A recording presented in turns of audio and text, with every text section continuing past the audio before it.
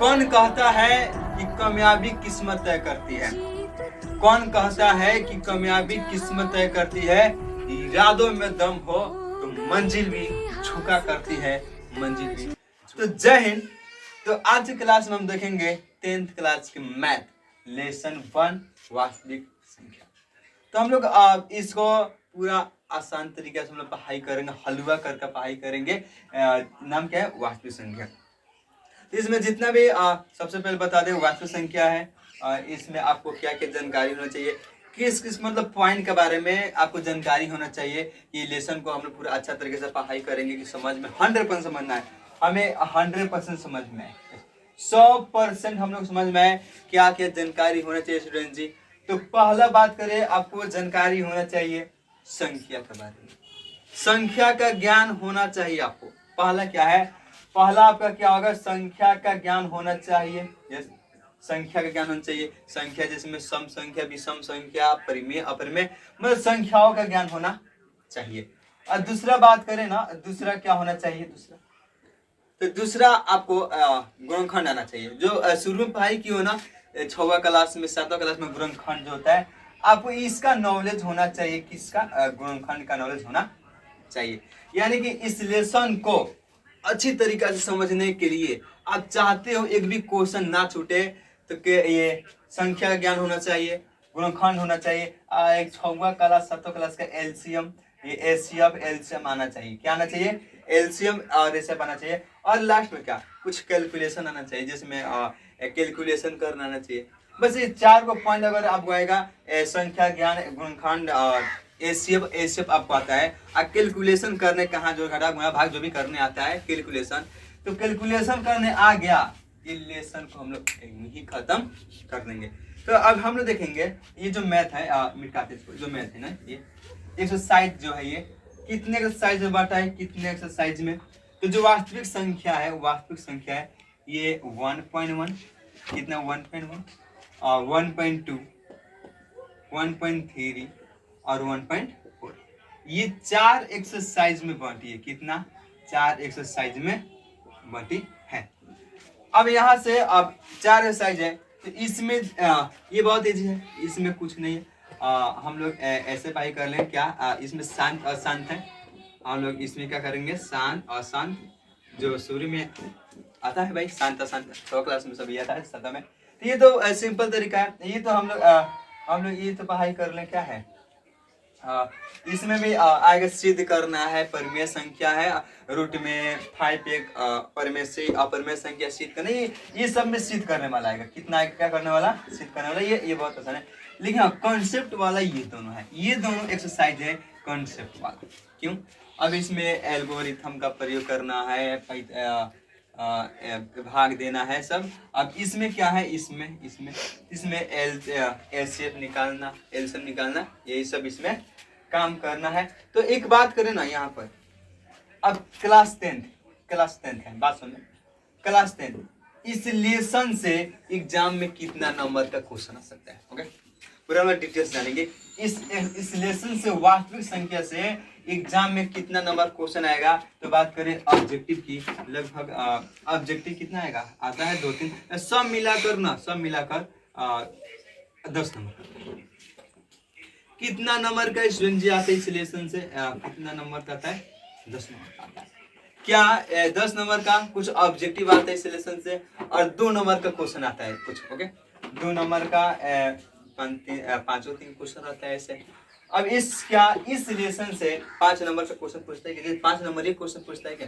कि जवाब होगा इस लेसन से 5 नंबर क्वेश्चन नहीं पूछता है। और 2 नंबर क्वेश्चन क्या पूछेगा? वही सिद्ध करे कि रूट 5 एक अपरिमेय संख्या है, एलसीएम सब निकालो, गुणनखंड निकालो, ये पूछेगा।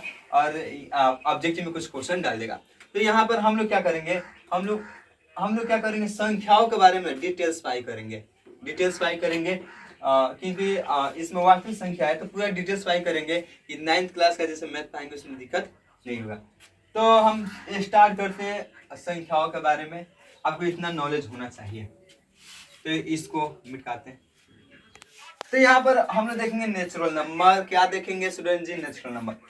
तो प्राकृतिक संख्या क्या होता है? प्राकृतिक संख्या, तो ये बता दे प्राकृतिक संख्या क्या होता है।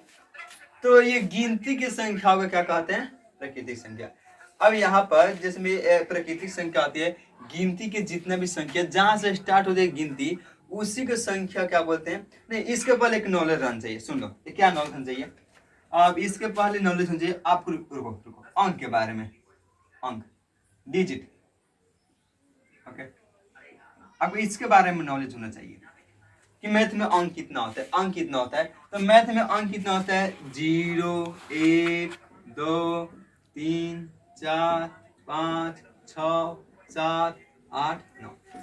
मैथ में अंकों की संख्या 10 होती है। कितना होती है? 10 को 1, 2, 3, 4, और इसी अंकों से जितना भी मिलकर संख्या बना है, सभी संख्या इसी अंकों से मिलकर बना होता है। मैथ में अंक कितना होता है स्टूडेंट जी? 10 होता है, और इसी अंक से मिलकर संख्या बना होता है। अब यहाँ देख लो, अब यहाँ देख लो, मतलब तुम्हारे घर में हम क्या कहेंगे, अब नेचुरल नंबर की बारी है। अब तुम्हारे घर में कहेंगे जा, तुम्हारे घर में कितना फैमिली है, तो तू कहेगा 0, 1, 2, 3। नहीं, 0 नहीं गिनेगा, जो भी है। यानी कि हम स्टार्ट करेंगे 1, 2, 3 से। तो जितना भी गिनती की संख्या हो, गिनती की संख्या क्या बोलते हैं? नेचुरल नंबर, प्राकृतिक संख्या बोलते हैं। क्या बोलते हैं बोलो? गिनती की संख्याओं को गिनती की संख्याओं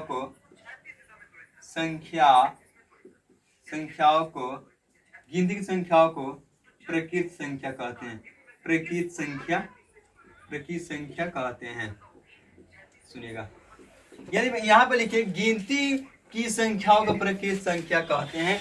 यानी इसका मतलब ये हुआ, ये जितना भी गिनती की संख्या है, जितना भी गिनती का संख्या है, ये सभी के सभी स्टूडेंट जी ये प्राकृतिक संख्या होगा। ये जितना भी गिनती की संख्या है, ये सभी के सभी कौन संख्या होगा?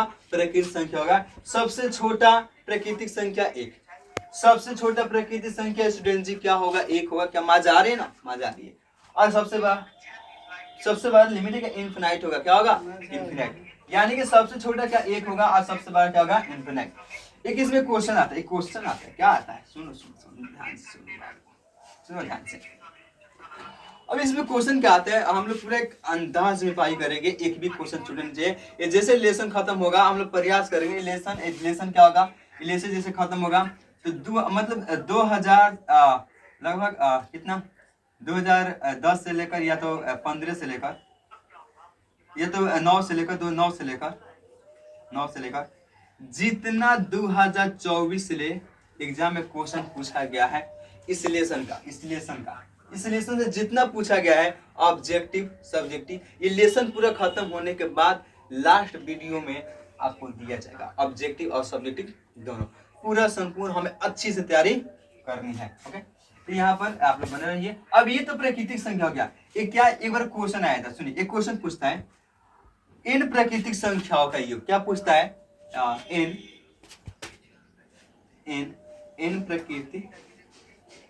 इन प्राकृतिक संख्याओं का योग। अब ये जो होता है, एक क्वेश्चन पूछता है n प्राकृतिक संख्याओं का योग क्या होता है स्टूडेंट जी? n इंटू n प्लस में 1/2 होता है। बोलिए क्या होता है? n इंटू n प्लस में 1/2। तो एक बार एग्जाम में क्वेश्चन आया था, 10th क्लास एग्जाम में क्वेश्चन आया था, बहुत अच्छा क्वेश्चन है। क्या आया था? क्वेश्चन आया था प्रथम होना चाहिए यहाँ पर, प्रथम n प्राकृतिक संख्या। ओके, अभी सही है। क्या होगा? प्रथम n प्राकृतिक संख्याओं का योग। तो ये क्वेश्चन पूछेगा प्रथम n प्राकृतिक संख्या योग क्या होता है। तो फॉर्मूला उसका इस पर रखकर बनाएंगे, निकल जाएगा n इंटू में n प्लस में क्या होगा 2। तो एक बार क्वेश्चन एग्जाम आया था कि प्रथम 50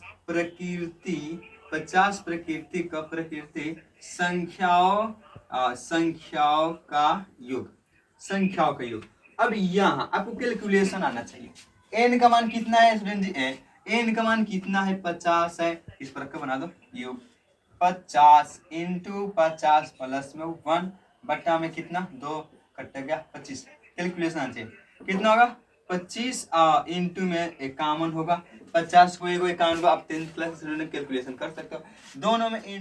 दोनों में इंटू करेंगे तो 1275 आएगा। ओके, कितना? 1200। तो ये देख लिए हम लोग, देखें कि क्या देखें हम लोग प्राकृतिक संख्या के बारे में, अंक के बारे में देखें। अब हम लोग देखेंगे किसके बारे में, अब हम देखेंगे यहाँ पे देख लो पूर्ण संख्या के बारे में। किसके बारे में देखेंगे हम लोग? पूर्ण संख्या। पूर्ण संख्या क्या होता है देख लीजिए। अब पूर्ण संख्या का मतलब होता है होल नंबर के बारे में। किसके? होल नंबर के बारे में देखिएगा। अब ये जो है ना पूर्ण संख्या क्या होता है? पूर्ण संख्या ये, अब ये जो है सुनिए शून्य सहित, अब इसमें केवल क्या आएगी? सेम यही रहेगा लेकिन एक जीरो लग जाएगा। क्या इसके साथ में क्या लग जाएगी स्टूडेंट जी? जीरो। तो ये बोल सकते हैं शून्य सहित गिनती की संख्याओं को क्या बोलते हैं? बोलो बोलो। यानी कि हम ये लिख सकते हैं बोलो शून्य सहित गिनती की संख्याओं को, ओहो क्या बोलते हैं? सॉरी, शून्य सहित किसकी संख्या, यानी इसमें क्या आएगा? पूर्ण संख्या में शून्य आएगा और पहले से ये क्या रहेगा? प्राकृतिक संख्या रहेगा। पहले से क्या रहेगा? इसमें केवल शून्य लग जाएगा और ये प्राकृतिक संख्या ज्यों का त्यों रहेगा। यानी यहाँ पर एग्जांपल की बात करें कैसे इसका डिफिनेशन अभी लिखाएंगे। देखा जाए कैसा, ये तुम्हारे सामने एग्जांपल दिखाई दे। यानी इसमें केवल क्या परिवर्तन हुआ है? केवल जीरो लगा है, क्या समझ में आ रहा है? यानी शून्य सहित गिनती की संख्याओं को पूर्ण संख्या कहा जाता है। क्या बोल दोगे? क्या समझ में आ रही है? कुछ ज्यादा नहीं, देख लो शून्य सहित गिनती की संख्याओं को पूर्ण संख्या कहते हैं और केवल गिनती की संख्याओं को मेरे बाबू क्या बोलते हैं स्टूडेंट जी? क्या बोलते हैं? प्राकृतिक संख्या। लिख दे क्या लिखेंगे? शून्य से ना, शून्य सहित गिनती की संख्या को, गिनती की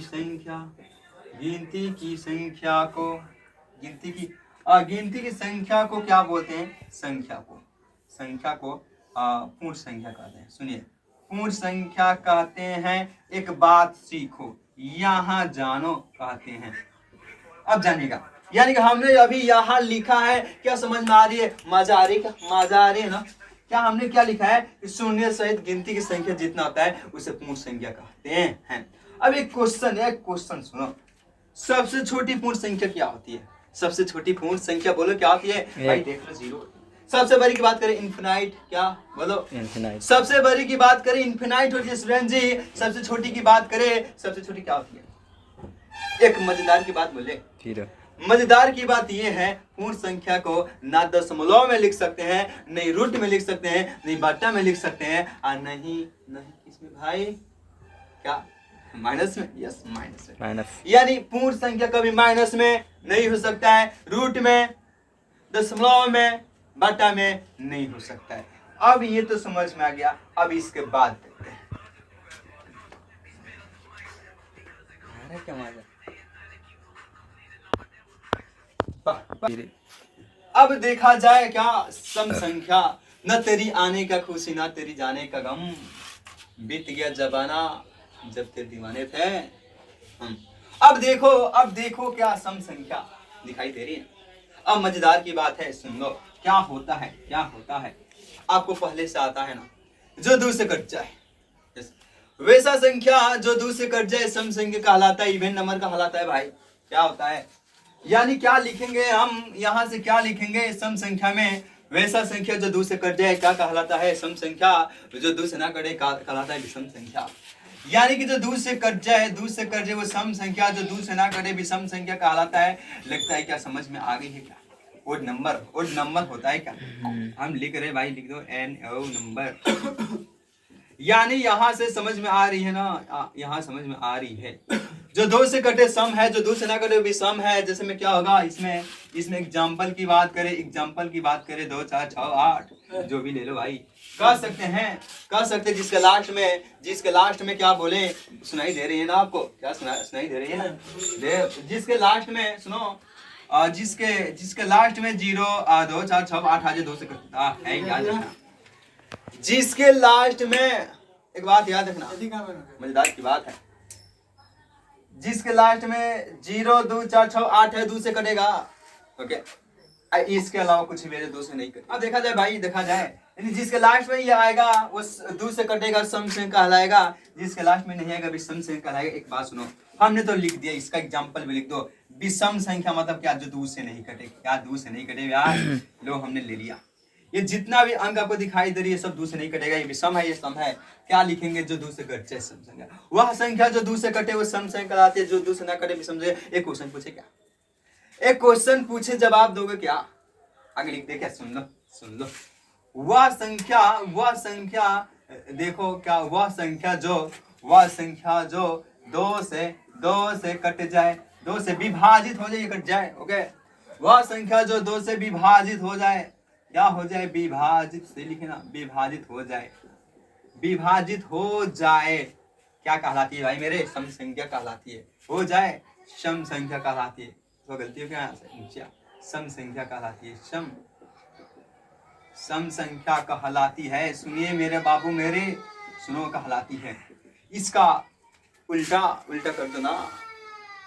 नहीं, वह संख्या जो दो से विभाजित ना हो, यानी क्या होगा? वह संख्या इसके बाद माजा आने वाला है। वह संख्या जो दो से ना कटे, जो दो से नहीं कटे, नहीं विभाजित हो। वह संख्या जो दो से विभाजित नहीं, वह संख्या जो दो से नहीं विभाजित, वह संख्या जो दो से विभाजित नहीं हो, वह संख्या जो दो से विभाजित नहीं हो कहलाती है क्या? उसे क्या कहते हैं? विषम संख्या। विषम संख्या कहते हैं। अब एक बात सुनो, कहते हैं विषम संख्या कहते हैं। अब बात सुनिएगा, आपसे मेरा क्वेश्चन है, अब सुनोगे क्या? सुन लो भाई, आपके साथ एक ले रहे हैं, देख लो भाई, आपके सामने क्वेश्चन 0। अब ये मुझको बतला दो, 0 सम है कि विषम है? यस भाई, कंफ्यूजन की बात है कि नहीं है भाई? है ना, कि सम है कि विषम है? हम कह रहे सम है, तुम कह रहे विषम है। क्यों? क्या भाई सिद्ध तो करा दो सर, ये सम है कि विषम है। एक बात याद रखना। क्या बात? अभी हम यहाँ सिद्ध करके दिखाएंगे ये शून्य सम है कि विषम है। शून्य लगता नहीं कि सम है कि विषम है। देखो यहाँ एक बात सुनो, यहाँ याद रखने वाली बात है, पॉइंट है। क्या? सुनिए, यदि हम क्या करेंगे, सम संख्या प्लस में सम संख्या को जोड़ेंगे। सुनो, सम संख्या को, दो सम संख्या का योग हमेशा सम संख्या को जोड़ेंगे, ये हमेशा सम संख्या ही आएगा। याद रखना। यानी 4 2 कितना होगा? 4 2 कितना होगा? 6 होगा सम संख्या। क्या बोले हैं? देख लो ध्यान से। हमेशा सम संख्याओं का योग सम आता है। क्या आता है भाई मेरे? सम संख्याओं का योग क्या आता है? बोलो, सम आता है। यहाँ देखो 4 प्लस में 6 ले लिए, तभी तो क्या आया? सम संख्या आया है। क्या? यानी कि हमेशा सम संख्याओं का योग सम आता है। और यहाँ ध्यान दो पॉइंट नंबर 2 में विषम संख्या प्लस में विषम संख्याओं का योग सम के बराबर आता है। याद रखना, विषम संख्याओं का योग भी सम संख्या बराबर आता है। जैसे बात करें यहाँ 3 प्लस में 5, देखो सम संख्या आया क्या? फिर से देख रहे 7 प्लस में यहाँ 9 बात करें कितना होगा? 14 1 15 16 होगा। ये भी विषम संख्या सम संख्या है क्या? यानी यह साफ पता चल रहा है सम संख्याओं का योग सम होता है। अब विषम संख्या का योग भी क्या होता है? सम होता है। अब एक यहाँ प्रूफ करके दिखा रहे तुम्हें। क्या प्रूफ करके दिखा रहे भाई तुम्हें कि 0 सम है कि विषम है? देख लो, अब देखो ध्यान से देखो, यहाँ देखो प्रूफ करके दिखा रहे हैं। मान लो यहाँ पर कोई सम संख्या है, सम को जोड़ेंगे क्या आना चाहिए? सम आना चाहिए। विषम को जोड़ेंगे तो क्या आना चाहिए? बोलो, सम भी आना चाहिए। अब यहाँ एक मेरा क्वेश्चन क्या है? मान लो 0 है, 0 में हम सम को जोड़ेंगे, सम ही आना चाहिए। सम आना चाहिए, क्या सम ही आया है? क्या आया है? क्या यहाँ देखो 0 में सम को जोड़ेंगे, क्या आंसर सम ही आया है? क्या सम आया है? क्या विषम की बात करें, ध्यान दीजिए। अब विषम की बात करें मेरे, 0 में हम जोड़ेंगे, यानी कितना आएगा? ये 3 आया। अब यहाँ देखो ध्यान से, यहाँ देखने की बात है, यहाँ देखने की क्या बात है ना, कि क्लास की शुरुआत अभी नहीं, बहुत समय बाकी है। देखो ध्यान से देखो, हमने क्या किया? सम को जोड़ेंगे तो सम आना चाहिए। क्या सम आया है? क्या सम आया है क्या, माना, माना, यहाँ पर कुछ हमने मान लिया है, जीरो की सम संख्या है, मान लिया है भाई मेरे, मान लो ना, मानने में क्या जानता है, क्या जाता है, मानने में कुछ जाता है क्या, नहीं। माना, मैंने माना कि शून्य क्या है, शून्य सम संख्या है, सम सम को जोड़ेंगे सम आना चाहिए, सम सम को जोड़ेंगे क्या आना चाहिए, सम आना चाहिए, क्या सम आया है क्या, यहाँ भी माना है शून्य एक सम संख्या है, क्या सम सम को विषम, सॉरी विषम है, अब विषम विषम को जोड़ेंगे क्या आना चाहिए था, सम आना चाहिए था, विषम विषम को यहाँ माना है कि विषम संख्या है, यहाँ माना है विषम संख्या, शून्य विषम संख्या है, तो मान लो विषम को जोड़ेंगे क्या आना चाहिए बाबू मेरे, सम आना चाहिए ना, लेकिन क्या आया है, विषम आया है, इसीलिए यहाँ पर देख लो शून्य एक सम संख्या है, शून्य कौन है, शून्य एक सम संख्या, क्या समझ में आ रही है ना, क्या समझ में आ रही है, मजेदार क्लास, क्या समझ में आ रही है ना। अब इसके बाद से देखेंगे, इसके बाद से क्या, सम हो गया, विषम हो गया, इसके बाद से देखेंगे, चलो इसके बाद क्या है भाई, पूर्णांक संख्या है, इसके बाद क्या है, पूर्णांक संख्या है, सुन लो कुछ मजेदार की बातें। मिला है मौका पढ़ने का, दुनिया में आगे बढ़ने का, मिला है मौका पढ़ने का, दुनिया में आगे बढ़ने का, इसलिए तुम करो पढ़ाई, किस्मत को दो धूल चटाई। अब यहाँ हम देखेंगे क्या, पूर्णांक संख्या क्या होता है, इंटीजर्स नंबर क्या होता है। अब बात करें यहाँ पर इंटीजर्स नंबर क्या होता है, तो सुन लो भाई, ये इंटीजर्स नंबर क्या होता है, ये पॉजिटिव भी होता है, नेगेटिव भी होता है, यानी कि ये पूर्णांक संख्या जो होता है, संख्या पत्ती पाई की हो क्या, संख्या के बारे में जानते हो क्या, संख्या पत्ती का रेखा के बारे में जानते हो क्या, संख्या रेखा के बारे में, संख्या रेखा है, संख्या रेखा भी जब पॉजिटिव रहता है और इधर निगेटिव रहता है, सुनिए जैसे मैं यहाँ पर दिखा रहे हैं, इधर पॉजिटिव रहता है और इधर क्या रहता है भाई मेरे, इधर क्या रहता है, निगेटिव, राटा नहीं मारने का, राटा नहीं मारने का, यहाँ राटा नहीं, यहाँ पर पढ़ाया नहीं, आपको सिखाया जाता है, यहाँ पर आपको पढ़ाया नहीं, आपको सिखाया जाता है, आप सीखने के लिए आए हैं, क्या बोले हैं, पूर्णांक संख्या क्या होते हैं, कहना शून्य सहित, ध्यान दो, धनात्मक और ऋणात्मक सहित पूर्ण संख्या को पूर्णांक संख्या कहते हैं। अब क्यों भैया, सुनो ध्यान से सर, धनात्मक इसमें क्या बोले हैं, प्लस भी आएगा और माइनस भी आएगा, प्लस को धनात्मक कहा जाता है, धनात्मक सही है, माइनस को ऋणात्मक कहा जाता है, ऋणात्मक यानी निगेटिव और पॉजिटिव, क्या बोले हैं ना, सुनो पूर्णांक संख्या क्या होता है, धनात्मक और ऋणात्मक सहित पूर्ण संख्या, बीच में जहां तुम्हें शून्य दिखाई दे दे समझना पूर्ण संख्या है, बोले ना शून्य सहित गिनती समय पूर्ण संख्या आता है, तुम्हें ये दिखाई दे दे समझना पूर्ण संख्या, तो क्या बोले हैं, ये क्या है, देखिए यहाँ पर धनात्मक और ऋणात्मक सहित पूर्ण संख्या को पूर्णांक संख्या कहते हैं, धनात्मक और ऋणात्मक सहित पूर्ण संख्या को क्या बोलते हैं, पूर्णांक संख्या कहा जाता है। हम यहाँ क्या लिखेंगे, धनात्मक और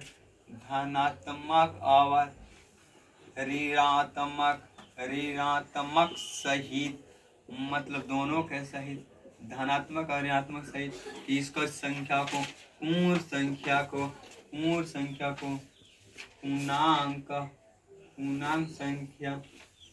पूर्णांक संख्या कहते हैं। यानी कि यहाँ पर आपका क्वेश्चन ये है, यहाँ पर दिखा देते हैं कि धनात्मक और ऋणात्मक सहित पूर्ण संख्या को क्या कहा जाता है, यहाँ क्या कहा जाता है, पूर्ण संख्या को पूर्णांक संख्या कहा जाता है, धनात्मक और ऋणात्मक सहित पूर्ण संख्या को पूर्णांक संख्या कहा जाता है। यानी देखिए इसमें जो भी संख्या रहेगा, एक बार माइनस एक बार प्लस में होगा, इधर देखो प्लस इधर माइनस, जितना भी याद रखना, ये जितना भी रूट में अंक होते हैं, एक प्लस में होता है एक माइनस में होता है, ये भी पूर्ण संख्या का उदाहरण है। यानी क्या बोले हैं, धनात्मक और ऋणात्मक से पूर्ण संख्या क्या बोलते हैं, पूर्णांक संख्या कहा जाता है। अब ये तो समझ में आप लोगों को आ रही है, ये तो समझ में 100% दिमाग में। अब इसके बाद क्या देखेंगे, इसके बाद देखेंगे हम लोग परिमेय संख्या। अब इसके बाद देखेंगे हम लोग परिमेय, इसके बाद देखेंगे हम लोग परिमेय संख्या। सुनिए अब यहाँ पर क्या होगा, परिमेय संख्या। परिमेय संख्या होता क्या है, ध्यान दो। परिमेय संख्या, देखिए परिमेय संख्या मतलब होता है वैसा संख्या जिसको बट्टा में लिख सकते हैं। बट्टा का मतलब यहाँ क्या होगा, पी बट्टा क्यों। बट्टा का मतलब क्या होगा, पी बट्टा क्यों। आप दिखा दे रहे हैं वैसा संख्या जिसे पी बाई क्यू के रूप में लिखा जा सकता है। पी बाई क्यू का मतलब क्या हुआ, पी बाई क्यू का मतलब हुआ बट्टा। क्या हुआ, बट्टा। यानी वैसा संख्या जिसे हम पी बट्टा क्यू के रूप में लिख सकते हैं वो क्या कहलाता है, परिमेय संख्या कहलाता है। सुनिए क्या बोले हैं, वैसा संख्या जिसे पी बट्टा क्यू के रूप में लिख सकते हैं क्या कहलाता है, परिमेय संख्या। अब ये परिमेय संख्या को हम लोग यही तो पढ़ाई नहीं करेंगे, आगे लिख देते हैं वैसा संख्या जिसे पी बट्टा क्यू के रूप में लिख सकते हैं। वैसा संख्या जिसे पी बट्टा के रूप में लिख सकते हैं रेशनल नंबर कहलाता है, परिमेय संख्या कहलाता है। वैसा संख्या जिसे पी बट्टा के रूप में लिख सकते हैं परिमेय संख्या कहलाता है। परिमेय संख्या कहलाता है। सुनिए यहाँ पर क्या हुआ, वैसा संख्या जिसे पी बट्टा क्यू के रूप में लिख सकते हैं क्या कहलाती है, परिमेय संख्या कहलाती है। अब देखिए यहाँ पर एग्जाम्पल क्या क्या हो सकता है। अब एक बात याद रखना, कंडीशन क्या है यहाँ पर, एक बात याद रखना, पर जो भी अंक है सभी के सभी परिमेय संख्या होता है। जितना भी गिनती का अंक है सभी का सभी रेशनल नंबर होता है, परिमेय संख्या होता है। एक और बात, जिसका वर्गमूल निकल जाए रूट में रहे, जिसका वर्गमूल निकल जाए वो भी परिमेय। 25 का वर्गमूल 5, 36 का कितना वर्गमूल होता है, 6। ये जितना भी बट्टा में आ जाए, ये माइनस प्लस कुछ में आ जाए, ये सभी से परिमेय संख्या होता है। एक बात याद रखना, परिमेय संख्या कब नहीं होगा, परिमेय संख्या देखो लास्ट में डॉट डॉट नहीं होना चाहिए, संख्या वो बार नहीं होना चाहिए। और जैसे में एक क्वेश्चन है, अभी तो समझ में गए सभी को पी बट्टा के रूप में लिख सकते हैं। यानी कि इसमें भी क्वेश्चन, एग्जाम में क्वेश्चन आता है कि पाई एक कौन संख्या है, तो पाई का मान भले ही 22/7 होता है, पाई का मान भले ही 22/7, आपसे पूछेगा 22/7 कौन संख्या, परिमेय या अपरिमेय। आप कंफ्यूजन मत, ये भाई सिंपल अंक हो सकता है। आप सोचेगा पाई का मान है इस सिंपल तो अंक हो सकता है, तो 22/7 क्या है, परिमेय संख्या है। लेकिन पाई एक कौन संख्या है, अपरिमेय संख्या है। अब अपरिमेय सुनिए,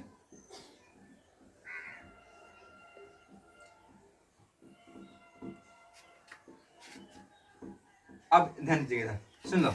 अब ये समझ में आ गई, यदि परिमेय संख्या कब होगा, रूट में होगा लेकिन जिसका वर्गमूल निकलेगा ये होगा। अब बट्टा में होगा जो भी अंक है, यानी कि सभी परिमेय संख्या होना चाहिए। अपरिमेय संख्या में क्या होता है, अपरिमेय संख्या में ध्यान देगा, इसका संबंध है अपरिमेय संख्या। अपरिमेय संख्या में क्या होगा, यहाँ पर अपरिमेय संख्या होगा जो अपरिमेय संख्या, ये बात याद रखना। अपरिमेय संख्या का मतलब क्या होता है, इसमें कंडीशन है कि याद रखना, तब लिखते हैं यहाँ पर। इसका डेफिनेशन अभी लिखेंगे यहाँ पर, आगे समझाते हैं। इसका लिखते हैं अपरिमेय संख्या मतलब क्या। अपरिमेय संख्या होने के लिए देखिए, परिमेय में भी ये हो सकता है जिसमें कुछ पॉइंट तक रहे, कट जाए, लास्ट में डॉट डॉट ना रहे, पॉइंट रहे लेकिन लास्ट में डॉट डॉट ना रहे, वो भी अपरिमेय हो सकता है, परिमेय हो सकता है। अपरिमेय में क्या होगा, रूट से बाहर ना होना चाहिए। 23 का वर्गमूल होता है क्या, 23 का वर्गमूल नहीं होता है, ये एक अपरिमेय संख्या है।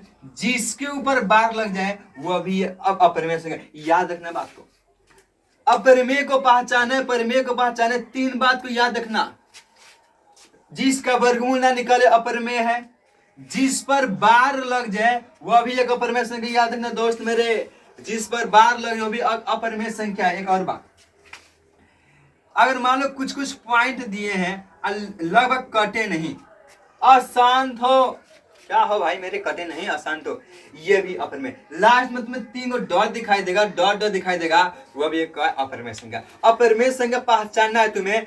बात ये रखना, बार वाला रहेगा, रूट में रहेगा, वर्गमूल ना निकल पाएगा, लास्ट में डॉट रहेगा, वो भी क्या है अफर्मेशन। क्या इसका डिफिनेशन लिख लोगे? क्या इसका डिफिनेशन लिख लोगे? क्या लिखोगे? इसको उल्टा लिखो।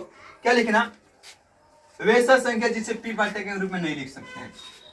इसका लिखना डिफिनेशन, वैसा संख्या जिसे पी बाटे के रूप में नहीं लिख सकते हैं स्टूडेंट जी, उसे क्या कहते हैं? अपरमेय संख्या कहा जाता है। यानी जिसे पी बाटे के रूप में नहीं लिख सकते हैं उसे अपरमेय संख्या। जितना भी आपको समय एग्जांपल है, किसी को पी बाटे के रूप में बाबू मेरे नहीं लिख सकते हैं। तो आई होप कि आपको समझ में आया होगा। आप इतना उतारिए, इसके बाद से देखा जाता है। इसके बाद हम ये देखेंगे, मान लो इसमें भाग दे रहे, देखो जैसे हमने 15 में क्या किया, मान लो कि किसे 2 से भाग दे दिए, 2 से भाग दे दो भाई।